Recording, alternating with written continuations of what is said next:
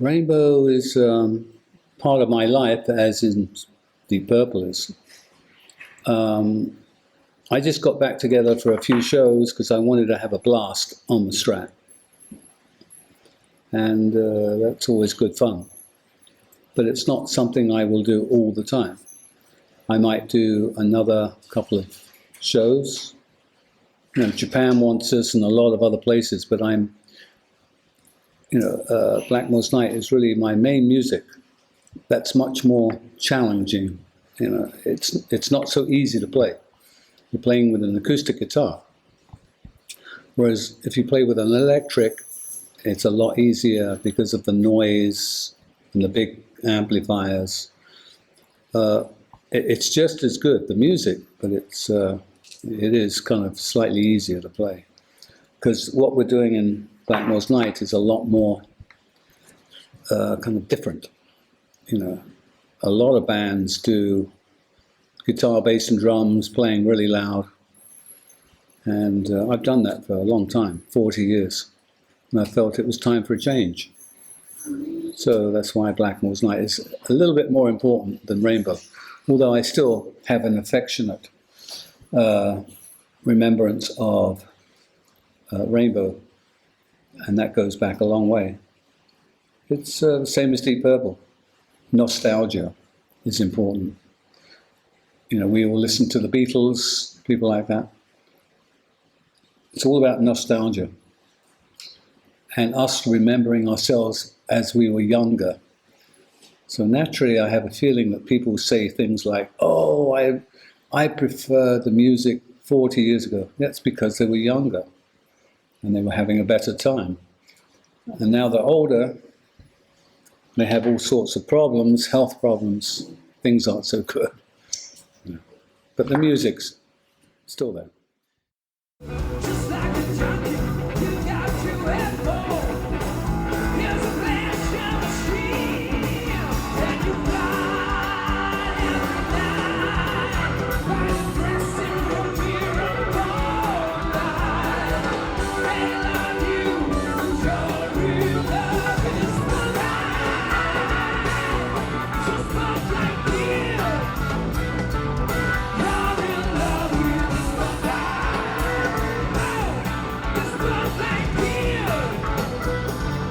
Oh, yeah.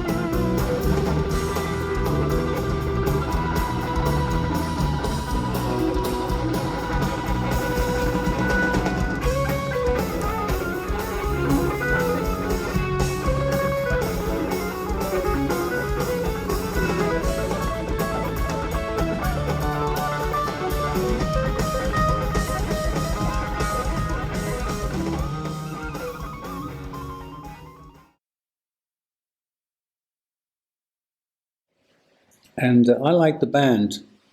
Ronnie Romero is a great singer. That started because one night it was about 2 a.m, and Candice said to me, what do you think of this singer on YouTube? And I said, look, I'm not really interested. I want to go to bed. I'm tired. And she played it, and I went, wow, he's really good. Who's that? She said, the name's Ronnie Romero.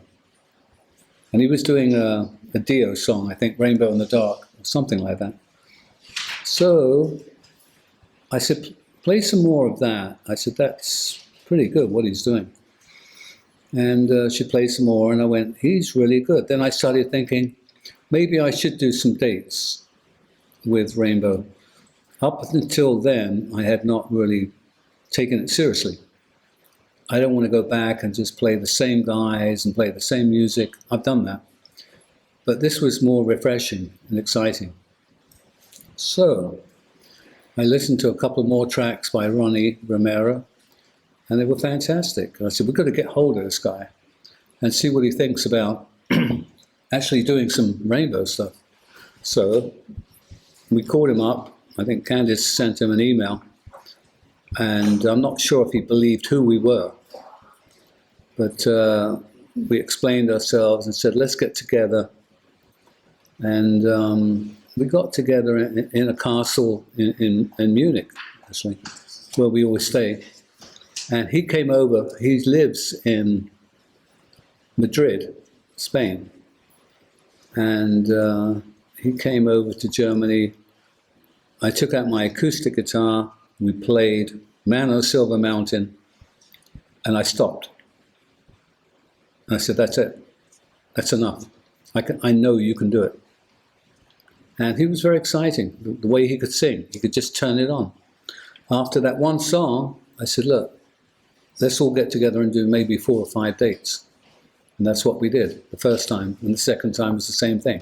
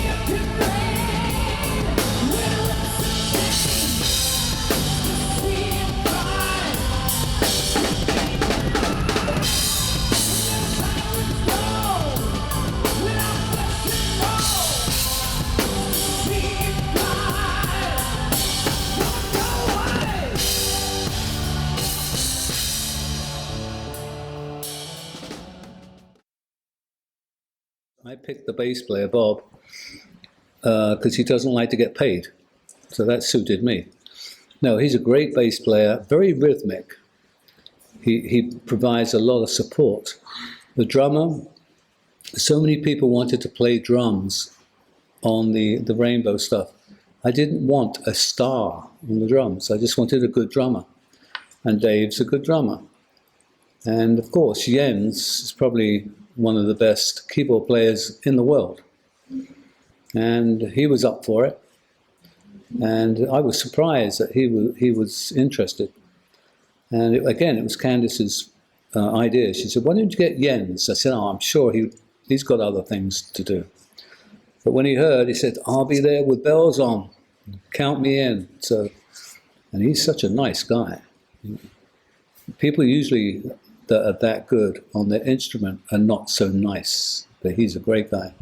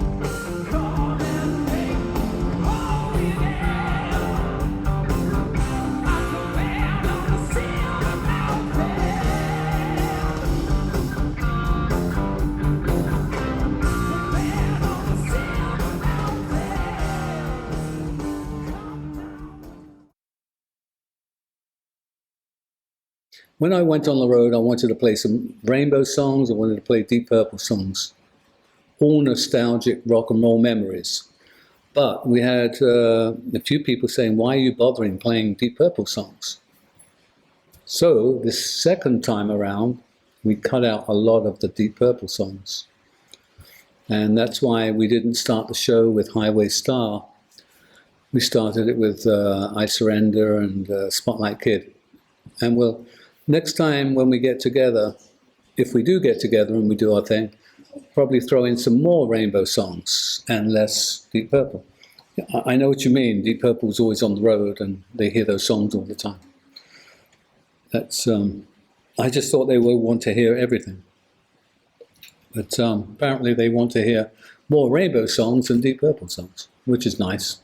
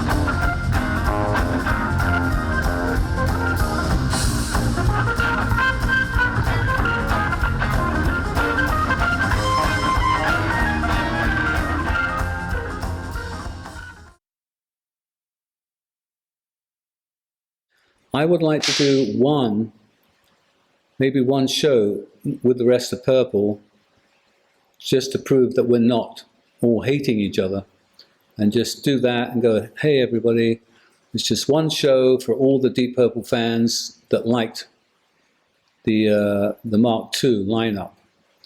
And that was my idea in the beginning. But when you're talking to managements of Purple, it gets complicated. You know, they want their money for this and that, and so it's like not like you call up your old friends and just say, hey, let's just have a good time and we'll play, because there's lots of fans that want to hear it. Once you have managements and agents and promoters getting involved, it gets so complicated that everybody just pulls back and says, it's too complicated. So I wouldn't mind doing one show with all the old guys, and that's it, call it a day, just for the fans. It's not something I need to do, but I don't mind playing just to show the people that we're still friends, we're older, and with the passing of John, you never know who's going to pass next. And it would just be a friendly get-together. But as you might know, in this business, nothing works around friendship. It's all about money and business. And unfortunately, we'd have to deal with people that were going to make money out of the deal. That's always a problem.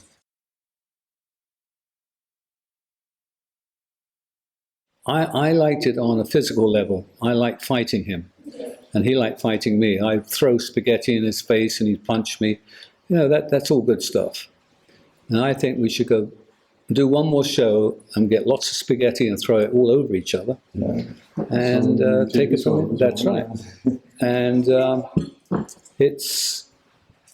I think it would be good from a nostalgic point of view of just showing that we can do it again as the old band. Obviously, Steve Morse is their guitar player, fantastic guitar player, and it's good that he's in the band. This would just be a one-off. You know, obviously I wouldn't join the band again, and they wouldn't have me. That's out of the picture. It will be one show, and hopefully it would be fun. Mm-hmm. But there again, knowing Ian and I, we'd probably start fighting.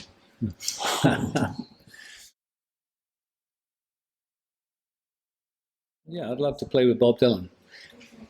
I mean, it sounds kind of funny in a way, but he's the only person I admire in the business. Having been in the business for so long, he's the one that I still feel that he remains mysterious. That there's something about him that I think is truly monumental, and he's so creative. When you think of all the songs that he has written, Mr. Tambourine Man, Blowing in the Wind, it's endless that a man can produce all those songs. And so I'm a big fan of his.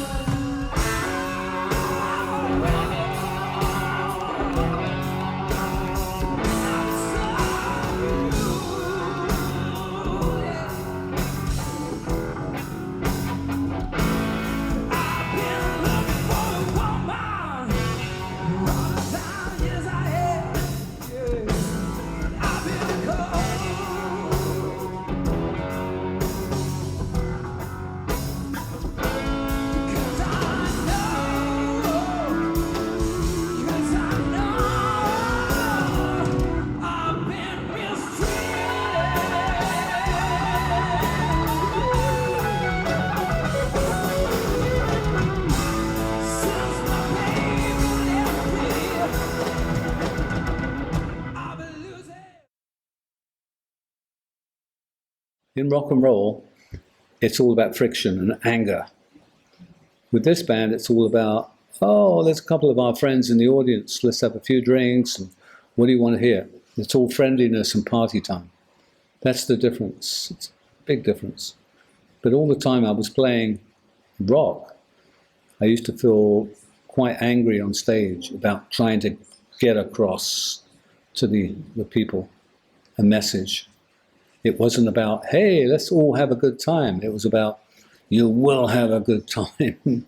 When I came off stage, people were told, do not come in my dressing room for half an hour because I'm still very angry. But rock and roll is about anger in a way, and suppression. It's not about being friendly and happy. It's about pushing a certain urgency about life. And life is not all fun and games. Life is not about parties. I was pleased in a kind of a sadistic way. I knew that what I was playing on stage had a force behind it, but it wasn't a happy force. It was an angry punch force. And I think any band that's playing rock feels the same way. Someone like The Who, they don't go on stage to be happy. They go on stage to push a certain urgency. And that's how I was. Technically, when I'm playing Rainbow songs, I have to cut all my nails short. I can't have a long thumbnail like that because I'm picking. Whereas I'm playing Blackmore's Night songs, I have to grow my nails all very long, put acrylics on them, so they're like hammers. Yeah. This time around, we have 1 month to finish Rainbow, 1 month to get into Blackmore's Night. So I had to grow all my nails in 1 month. So that's my thumbnail, and here's my thumb. Finally, it can be in 1 month. That's it, in 1 month. Really? Yeah. But it's tricky because you play fingerstyle. Blackmore's Night is like this.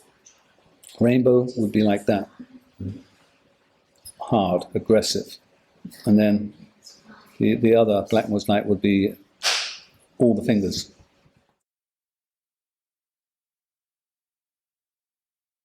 I couldn't believe how many people wanted to see the old Rainbow. There's more people interested in Rainbow now than there was when we were playing. So, can't be bad, I suppose. And if people want to see some more shows, we'll do some more shows. I know that Japan wants us, and Russia and a few other places, but I'm not too quick, being 72, I'm now getting back problems and leg problems and teeth problems, you know, and my ears are falling off. And sometimes it gets difficult to play when your arm falls off on stage. So I'm holding them back. I'm going, wait. Because they're going, yeah, we want to book you. And I'm going, no, wait. I want to see how I feel after the end of the tour. And if I feel healthy, then I'll do some more.